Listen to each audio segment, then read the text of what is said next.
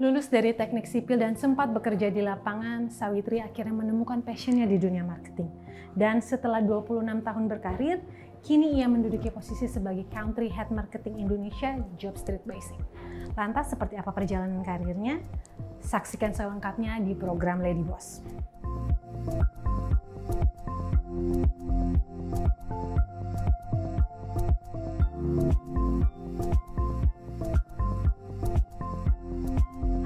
Saya Sawitri, saya dari Jobstreet Basic sebagai Head of Country Marketing Indonesia. Biasanya dipanggil Pipi, jadi nanti kita ngobrolnya Pipi aja.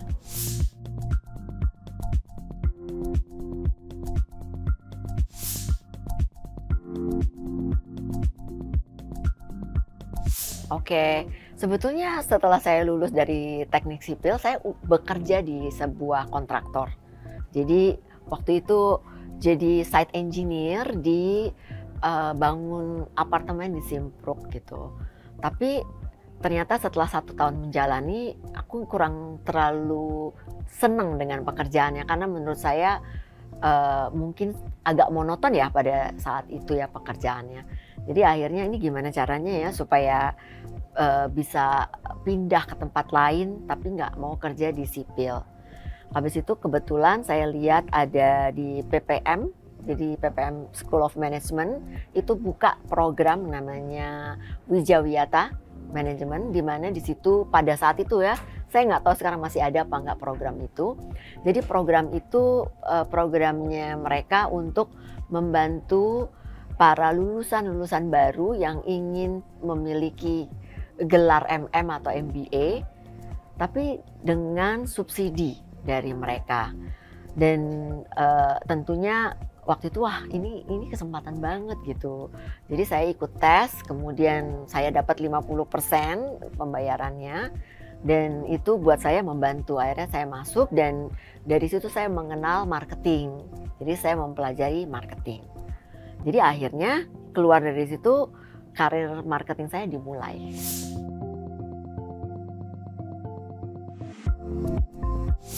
Oke, jadi menurut saya usia generasi itu bisa kita blur ya, karena jadi nggak usah di generalize. Yang paling penting adalah kita tuh harus stay relevan dengan zamannya. Kita juga harus bisa adaptasi dengan generasi-generasi yang baru, karena cara mereka dibesarkan, tantangan mereka beda dengan waktu saya dibesarkan.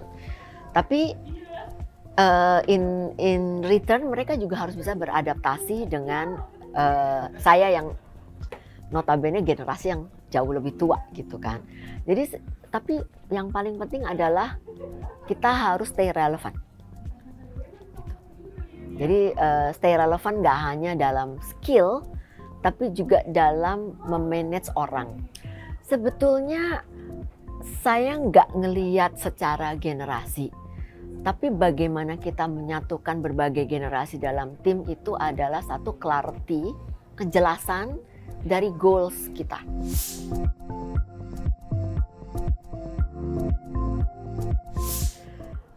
Apa ya, sebetulnya kalau menurut saya sih perlu keberanian ya. Perlu keberanian untuk melakukan sesuatu yang lebih setiap saat. Jadi kalau kita zaman saya masih kutu kupret ya, apapun pekerjaan saya terima. Karena menurut saya bisa belajar dari pekerjaan itu. Jadi mungkin agak beda dengan generasi sekarang. Zaman dulu kita nggak mikirin work-life balance. Waktu saya masih muda, nggak apa-apa saya kerja mati-matian, nggak punya waktu, nggak apa-apa. Tapi di situ itu kawah candra di muka saya, gitu.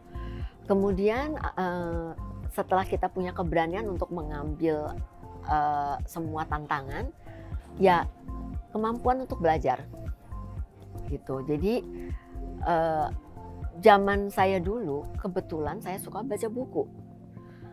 Mungkin di generasi yang sekarang dibesarkan udah internet semuanya dengan instan apa segala macam, saya rasa baca buku itu menjadi satu kesulitan besar karena konsentrasinya itu pendek.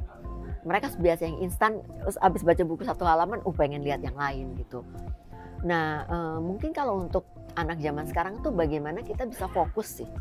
Untuk kalau kita belajar tuh kita fokus. Karena kalau nggak fokus itu baca buku satu halaman juga habis itu lupa apa sih yang tadi gitu, diulang lagi. Nah, saya juga beruntung, saya ada di zaman yang distraksi itu nggak banyak gitu. Dan jadi kemampuan belajar. Kemudian kalau semakin kesini, semakin teknologi semakin maju dengan cepat, kemampuan untuk membuang pelajaran yang lama, yang nggak bisa dipakai lagi. Jadi jangan hold on to that, jadi nggak relevan lagi. Jadi balik lagi untuk bisa relevan itu kita belajar terus hal yang baru, nggak boleh berhenti itu. It's harus setiap saat belajar. Saya banyak banget nanya sama anak-anak muda untuk hal-hal yang baru, termasuk tren. Saya suka nggak keep up tuh dengan dia ngomongin apaan sih itu gitu.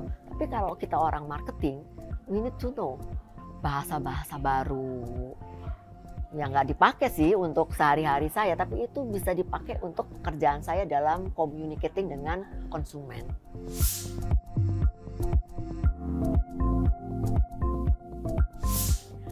Sukses bagi saya personal itu bagaimana kita benar-benar kombinasiin antara health, wealth, dan happiness in life. Jadi in life ya, nggak hanya di pekerjaan. Jadi kalau itu balance ya, jadi kita sehat. Karena buat saya, buat apa kita duitnya banyak kalau sakit-sakitan gitu. Buat apa kita sehat, duitnya banyak tapi kita nggak happy. Jadi itu harus balance. Dan ada satu yang, ini saya nyontek tapi saya lupa dari siapa ya. Dia bilang, kalau kita sehat, kita punya problem mungkin 1000 atau 1 juta. Tapi kalau kita nggak sehat, problem kita akhirnya cuma satu, kesehatan kita. Jadi saya nggak mau, saya mendingan punya problem 1 juta tapi saya sehat. Nah, untuk happiness sendiri itu pelajaran yang secara personal itu sangat sulit, karena happiness supposed to be come from within. Nggak boleh eksternal itu mempengaruhi happiness, karena kalau kita meletakkan happiness terhadap eksternal, begitu di eksternal fail me, aku nggak happy. Dan itu nggak gampang untuk menjadi happy, karena saya belajar terus menerus untuk menjadi happy dari dalam. Jadi saya happy nih kalau teman gue ngajak minum, makan, tapi ternyata ditinggal, terus kita jadi nggak happy. Why? Itu kan harusnya nggak gitu. Jadi itu yang harus terus menerus didewasakan dalam diri kita.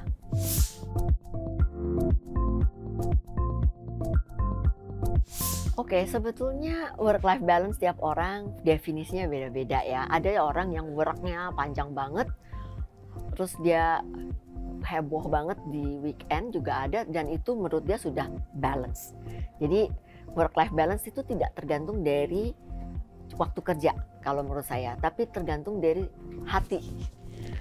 Ada orang yang senang banget kerja panjang dan itu dia happy banget, it's okay gitu ya. Nah, kalau dari sisi saya, dulu ya, saya merasa bahwa waktu yang bisa saya kontrol cuma pagi hari. Jadi pagi hari dan weekend. Jadi pagi hari itu saya olahraga. Terus abis itu kerja sampai malam nggak masalah gitu, sampai longer hours nggak masalah gitu. Sekarang saya berubah, saya nggak mau kerja sampai longer hours. Itu mungkin berkaitan dengan usia, berkaitan dengan yang lain-lain. Tapi saya mau tidur lebih panjang, jadi saya olahraga saya pindahin ke malam. Karena jadi saya mau mengontrol waktu kerja saya supaya at certain time udah selesai, dengan cara delegasi sebanyak-banyaknya kepada tim, dan delegasi itu tujuannya juga untuk supaya mereka tumbuh. Karena buat saya, impian saya itu saya bisa membentuk leaders yang baru. Saya udah selesai. Jadi itu caranya kita membesarkan dan menelurkan leaders baru. Me time saya sebetulnya me time saya tuh ya olahraga, itu biasanya me time biarpun bareng-bareng yang lain gitu. Kemudian me time saya juga ya udah di rumah aja nggak ngapa-ngapain. Saya juga sering solo traveling gitu. Terus soalnya me time itu kan selalu ngomongin sendirian ya. To me time itu nggak sendirian. Saya tuh paling senang ketemu sama orang, sama temen in a small group. Well, apakah itu cuman one on one sama satu orang teman, karena dasarnya saya dulu introvert, saya memang berkembang sekarang menjadi lebih ekstrovert daripada dulu. Jadi saya lebih nyaman tuh kalau me time buat saya tuh ada di dalam intimate situation sama temen atau sama keluarga gitu. Itu me time saya.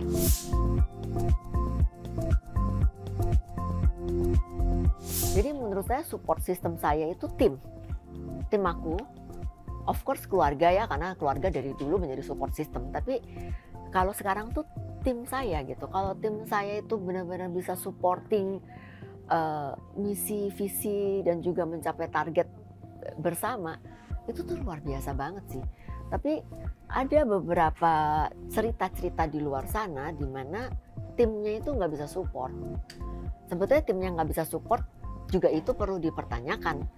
Ada di mana problemnya? Problemnya bisa di si leader itu sendiri, atau problemnya bisa di keseluruhan company, atau problemnya di timnya. Jadi I think bisa dilihat ya, dalam 7 hari dalam seminggu, 5 hari kita di kantor. Kadang-kadang di weekend aja ada pikiran pekerjaan. So the biggest support system is our team.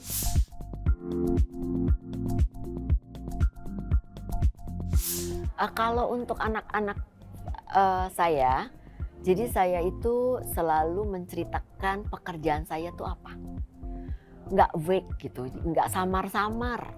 Yang saya ceritain beneran, saya kasih lihat nih presentasi saya, ini saya harus ngapain. Mereka juga pernah ke kantor gitu kan. Terus supaya mereka mandiri, mereka juga, saya kasih tahu gaji saya berapa. Jadi mereka harus tahu gaji saya berapa.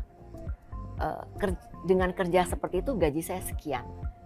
Dia juga tahu mereka cuma dapat fraction yang sangat kecil dari gaji saya kan, gitu kan. Karena saya bilang, saya juga harus mikirin diri saya sendiri untuk di masa tua. Belum tentu kalian bakalan support saya kan. Jadi mereka paham kalau mereka itu ada di posisi mana di keluarga, ada bagaimana saya bisa mencapai seperti ini, berapa yang saya hasilkan, saya benar-benar transparan. Kemudian saya juga kasih tahu berbagai macam jenis pekerjaan, karir, opportunity, perusahaan-perusahaan, industri, segala macam dari zaman dahulu.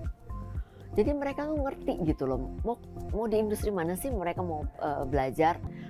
Pada saat mereka pilih jurusan untuk kuliah, zaman dulu kan beda ya, karena nggak ada internet, nggak ada apa. Bapak saya nggak bisa kasih, enggak, pokoknya saya pengen masuk ekonomi, nggak boleh, apa itu ekonomi, gitu kan. Semua orang masuk ekonomi. Kalau saya sama anak saya bilang gini, it doesn't matter kamu masuk major apapun, just be the best, or just love what you are doing and you are learning. Karena begitu kamu nggak suka, ya udah salah, kayak aku dulu salah gitu. Jadi harus benar-benar tahu, harus benar-benar belajar mencintai apa yang dipilih gitu. Jadi dari situ mereka juga benar-benar tahu apa yang mereka pilih. Bahkan sampai anak saya yang kecil ini agak-agak beda ya, bandelnya minta ampun. SMP kerjanya nilainya dapat, saya dipanggil suster terus tuh. Sampai akhirnya dia bilang, saya nggak mau sekolah di SMA, saya nggak mau sekolah, saya maunya di SMK. Buat saya waktu itu berat loh untuk mutusin, ya udah kamu sekolah aja di SMK, tapi janjinya nanti kuliah. Ya udah, dia do whatever she did yang dia mau. Dia kuliah juga saya kasih kebebasan. Jadi begitu mereka kuliah, semua anak itu saya kasih kebebasan untuk memilih, untuk mandiri. Saya kasih duit pas-pasan, jadi mereka harus kerja untuk memenuhi kebutuhan senang-senangnya. Saya cuma kasih basic. Jadi eh, mereka nggak akan pernah jadi anak sultan dimanapun juga, karena saya selalu cuma kasih basic aja. Dan berani melepas sih sebetulnya. Jadi buat semua orang tuh agak bingung sih saya ngelepas anak-anak saya naik public transport tuh di usia SMP. Supir saya berhentiin, nggak ada supir. Buat semua orang langsung, lu gila lu Pi, itu kan zaman sekarang beda sama zaman dulu. Ah nggak apa-apa, zaman dulu naik mikrolet, nyebrang jalan saya ajarin segala macem. Terus kemudian datang ke si Gojek itu segala macam. Mereka pergi ke, anak saya kuliah di Jerman, dia pergi ke Jerman sendiri, saya nganterin. Anak saya pergi kuliah di KL, kemudian exchange student, pergi sendiri, nggak ada yang saya anterin, nggak ada saya atau bapaknya anterin, biasanya pergi di simulasi gitu. Jadi emang simulasi cara masuk imigrasi, semua simulasi di rumah. Tapi biarin aja, biarpun deg-degan ya. Tapi keberanian kita untuk melepas bahwa mereka bisa, itu bentuk pemberdayaan yang luar biasa sehingga mereka jadi mandiri.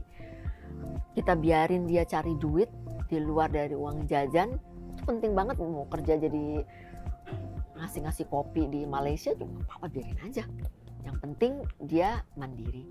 Jadi itu sih cara saya mendidik. Nggak tahu ya itu terbaik atau tidak terbaik gitu, but that's how I raise them.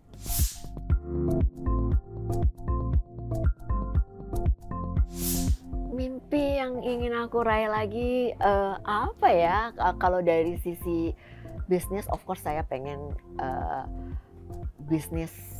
punya bisnis yang sukses. Ya. Tapi kalau sekarang mimpi yang luar biasa adalah saya bermimpi anak-anak saya nih yang di tim ini itu suatu saat jadi leader yang hebat. Dan kalau dia jadi leader yang hebat dan saya berkontribusi untuk itu mimpi saya sih. Jadi mungkin suatu saat kalau dia udah jadi orang hebat, terus oh ya gue inget tuh waktu sama Mbak Pipi nih pelajarannya ini. Karena saya sempet tuh anak buah saya dulu di Lazada bilang, ya nih Mbak Pipi lihat nih saya belajar dari Mbak Pipi ini nih, karena dia sekarang udah di Warner gitu. Oh oke. Itu seneng banget saya gitu, karena ada yang bisa diambil. Itu aja sih mimpi saya tuh suatu saat ada siapapun di bawah saya tuh jadi leaders yang hebat dan saya ada kontribusinya di situ.